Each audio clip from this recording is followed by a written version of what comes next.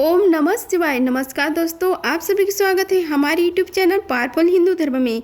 आज हम आप सभी को सावन पूर्णिमा कब है, उसकी शुभ मुहूर्त, महत्व, पूजा विधि, कथा तथा रक्षाबंधन की शुभ मुहूर्त, पूजा विधि और रक्षाबंधन किस समय बांधना चाहिए उसके बारे में आप सभी को बताएंगे। आइए जानते हैं सावन पूर्णिमा कब पड़ रही है। सावन मास या श्रावणी पूर्णिमा के दिन रक्षाबंधन का पर्व मनाया जाता है। सावन पूर्णिमा सावन मास का आखिरी दिन होता है और इसके बाद भाद्रपद की शुरुआत होती है। सावन को हिंदू धर्म का सबसे पवित्र महीना माना जाता है और यह भगवान शिव का सबसे प्रिय मास होता है। वही सावन महीने की पूर्णिमा तिथि को श्रावण पूर्णिमा भी इसे कहते हैं। इस तिथि के धार्मिक दृष्टिकोण से काफी महत्व है। सावन पूर्णिमा के दिन भाई बहन प्रेम और अटूट बंधन का प्रतीक त्योहार रक्षाबंधन मनाया जाता है। साथ ही इस वर्ष सावन पूर्णिमा के दिन ही सावन के आखिरी सोमवार का व्रत भी रखा जाएगा। वही धार्मिक मान्यता के अनुसार सावन पूर्णिमा के दिन ही माता लक्ष्मी के रूप में माँ गायत्री का जन्म हुआ था।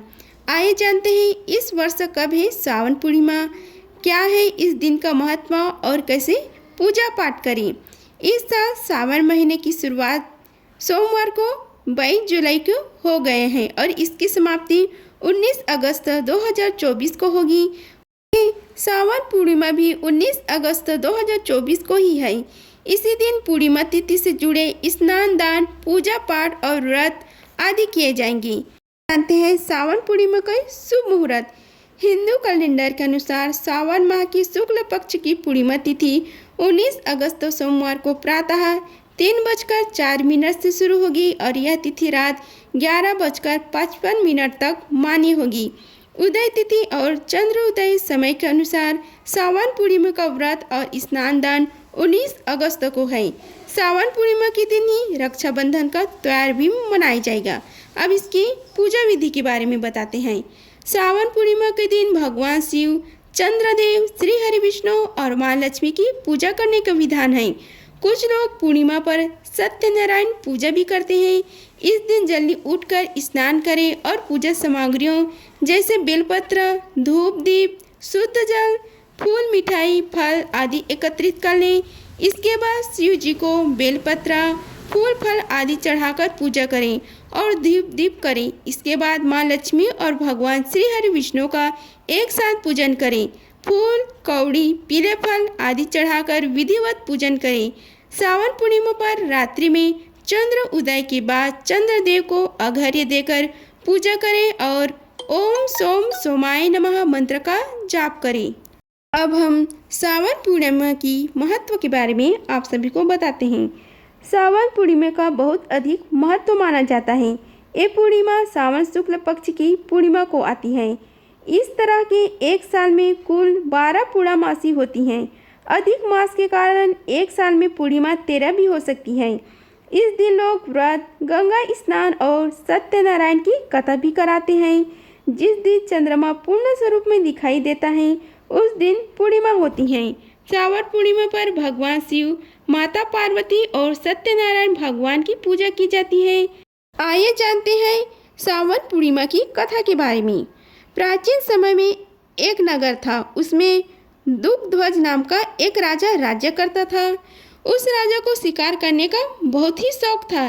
एक दिन वे जंगल में शिकार करने गया और शिकार करते करते जब वह बहुत थक गया तो वह थकान दूर करने के लिए एक बरगद के पेड़ के नीचे जाकर बैठ गया।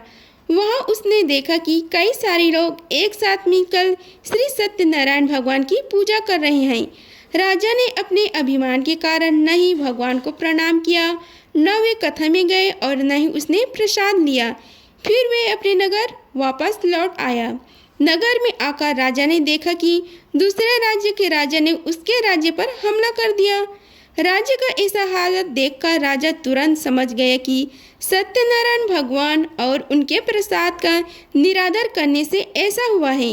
अपनी गलती का आभास होने पर राजा ने दौड़कर वापस उसी जंगल में वापस गए जहां लोग भगवान नारायण की कथा कह रहे थे। वहां पहुंचकर राजा ने अपनी भूल के लिए माफी मांगी और प्रसाद मांगा। सच्चे मन से पश्चाताप करते देख राजा को भगवान सत्यनारायण ने माफ कर दिया, जिसके फलस्वरूप राजा के राज्य में सब कुछ पहले जैसा हो गया। फिर राजा भगवान सत्यनारायण की आराधना करने लगा और भगवान सत्यनारायण की कृपा से ही राजा ने लंबे समय तक राज्य संभाला। मान्यता है कि जो व्यक्ति भी सावन पूर्णिमा की कथा को पढ़ता है या सुनता है, उसकी सभी मनोकामनाएं पूर्ण होती हैं। कहा जाता है कि यह कथा वाजपेयी यज्ञ का फल देने वाला है। अब हम आप सभी को रक्षाबंधन के दिन भद्र व पंचांग दोनों का साय जाने राखी बांधने का उत्तम मुहूर्त क्या है तथा कथा के बारे में आप सभी को बताएंगे। आइए जानते हैं रक्षाबंधन किस तिथि को तथा किस समय बांधी जाना चाहिए। राखी के दिन भद्र व पंचांग का साया रहने वाला है, जिसके कारण लोगों के बीच राखी बांधने के समय को लेकर असमझ की स्थिति है। आइए जानते हैं किस समय राखी बांधना उत्तम रहेगा। रक्षाबंधन का त्यौहार भाई बहनों की प्रेम का प्रतीक है। इस दिन बहनें अपने भाई की कली पर रक्षा सूत्र या राखी बांधती हैं और उनकी लंबी आयु की कामना करती हैं। बदले में भाई अपनी बहन को उम्र भर रक्षा करने का वचन और उपहार देता है। रक्षाबंधन पर राखी भद्र या पंचक में नहीं बांधी जाती। इस साल राखी के दिन भद्र व पंचक दोनों का साया है।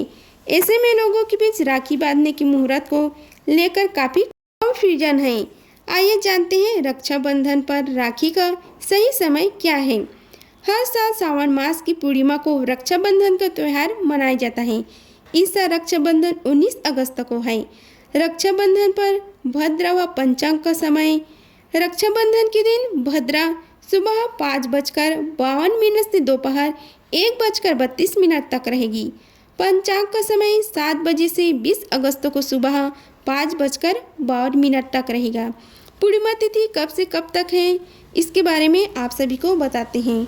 19 अगस्त 2024 को सुबह 3:04 से शुरू होगी, जो कि 19 अगस्त 2024 को दोपहर 11:55 पर समाप्त होगी। राखी बांधने का उत्तम मुहूर्त के बारे में आप सभी को बताते हैं। रक्षाबंधन का अनुष्ठान का समय 1:30 से 9:07 तक। इसकी अवधि 7 घंटे से 37 मिनट तक है। रक्षाबंधन के लिए अपराह का मुहूर्त है 1:42 से 4:19 तक। इसकी अवधि 2 घंटे से 37 मिनट तक है। रक्षाबंधन के लिए प्रदोष काल का मुहूर्त है 6:55 से 9:07 तक। इसकी अवधि 2 घंटे से 11 मिनट तक रहेगी। हम राखी बांधने की विधि के बारे में आप सभी को बताते हैं। राखी बांधने से पहले थाली में राखी, रोली, अक्षत व मिठाई रखें। अब भाई को दाहिने हाथ में राखी बांधें और उसे मिठाई खिलाएं। भाई की आरती उतारें और सुखद जीवन की कामना करें। राखी बंधवाने के बाद भाई को बहन का आशीर्वाद जरूर लेना चाहिए। अब हम आप सभी को रक्षाबंधन क्यों मनाई जाती है तथा इसकी कथा के बारे में आप सभी को बताते हैं। रक्षाबंधन को हम सभी भाई बहन बड़े प्रेम और स्नेह के साथ हर साल मनाते हैं।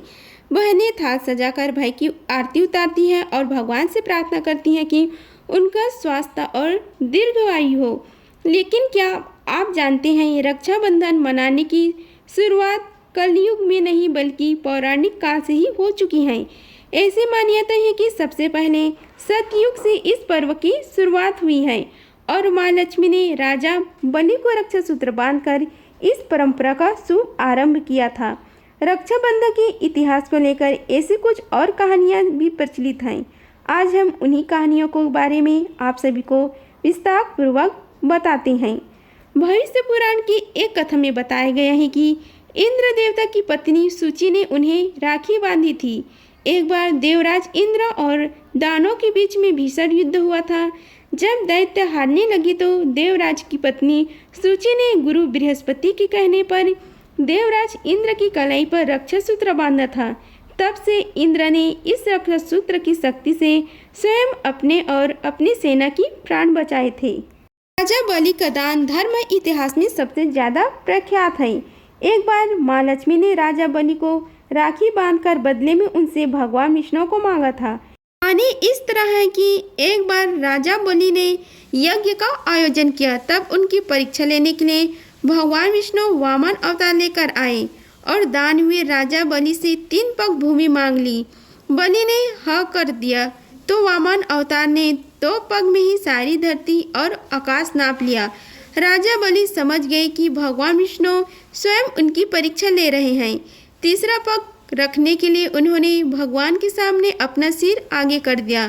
फिर उन्होंने भगवान से याचना की कि अब तो मेरा सब कुछ चला ही गया है, प्रभु आप मेरी विनती स्वीकार करें और मेरा साथ पाताल में चल कर रहे।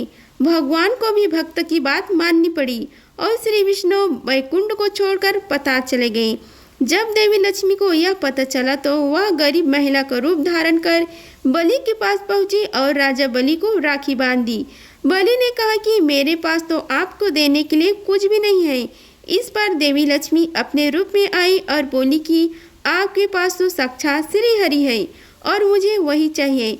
इस पर बलि ने भगवान विष्णु से माता लक्ष्मी के साथ जाने की विनती की। तब जाते वक्त भगवान विष्णु ने राजा बलि को वरदान दिया कि वह हर साल 4 महीने पाताल में ही निवास करेंगे। यह 4 महीने चतुर्मास के रूप से जाने जाते हैं। पौराणिक कथा में प्रचलित रक्षाबंधन का एक और कथा आती है। जब युधिष्ठिर इंद्रप्रस्थ में राजसूय यज्ञ करा रहे थे, उस समय सभा में शिशुपाल भी मौजूद था। शिशुपाल ने भगवान श्री कृष्ण का अपमान किया तो श्री कृष्ण ने अपने सुदर्शन चक्र से उनका वध कर दिया। लौटते वक्त सुदर्शन चक्र से कृष्ण जी की छोटी उंगली घायल हो गई और रक्त बहने लगा। तब द्रौपदी ने अपने साड़ी का पल्लू फाड़कर श्री कृष्ण की उंगली पर लपेट दिया। तब श्री कृष्ण ने द्रौपदी को वचन दिया कि वह इस रक्षा सूत्र का वचन निभाएंगे। इसके बाद जब कौरवों ने द्रौपदी का चीरहरण किया तो श्री कृष्ण ने चीर बढ़ाकर द्रौपदी की लाज रखी। मान्यता है कि जिस दिन द्रौपदी ने श्री कृष्ण की उंगली पर साड़ी का पल्लू बांधा था वह सावन पूर्णिमा ही थी। अब हम आप सभी को सावन पूर्णिमा में किए जाने वाले उपाय के बारे में बताते हैं। सावन पूर्णिमा के दिन पीपल के पेड़ पर जल अर्पित करें और वहां दीपक जलाएं। मान्यता है कि पीपल के पेड़ में माँ लक्ष्मी और भगवान विष्णु का वास होता है। इस दिन पीपल के पेड़ की पूजा करने से आर्थिक तंगी भी दूर होती है। धन की समस्या से छुटकारा पाने के लिए श्रावणी पूर्णिमा पर दक्षिणावर्ती शंख लाए। इस पर लाल चंदन से माँ लक्ष्मी का कोई सिद्धि मंत्र लिखे और घर के मंदिर में स्थापित कर दें। मान्यता है कि ऐसा करने से माँ लक्ष्मी प्रसन्न होती हैं और घर में सुख समृद्धि आती है। ज्योतिष शास्त्र के अनुसार सावन पूर्णिमा के दिन घर के मंदिर में श्री यंत्र, कुबेर यंत्र, एकाक्षी नारियल और दक्षिणावर्ती शंख स्थापित करना बेहद शुभ माना जाता है। ऐसा करने में कभी भी आर्थिक दिक्कतों का सामना नहीं करना पड़ता। सावन पूर्णिमा के दिन चंद्र उदय को दूध में गंगा जल और अक्षत मिलाकर अर्घ्य जरूर दें। मान्यता है कि ऐसा करने से दरिद्रता दूर होती है और घर में धन का आगमन होता है। चंद्रदेव की विशेष कृपा प्राप्ति के लिए ओम सोमाय नमः मंत्र का जाप अवश्य करें। अगर आप सभी को हमारी वीडियो अच्छी लगी होगी तो वीडियो को लाइक कीजिए, चैनल को सब्सक्राइब कीजिए और कमेंट बॉक्स में ओम नमः शिवाय लिखें। धन्यवाद। मिलते हैं अगले वीडियो में, तब तक के लिए हर हर महादेव।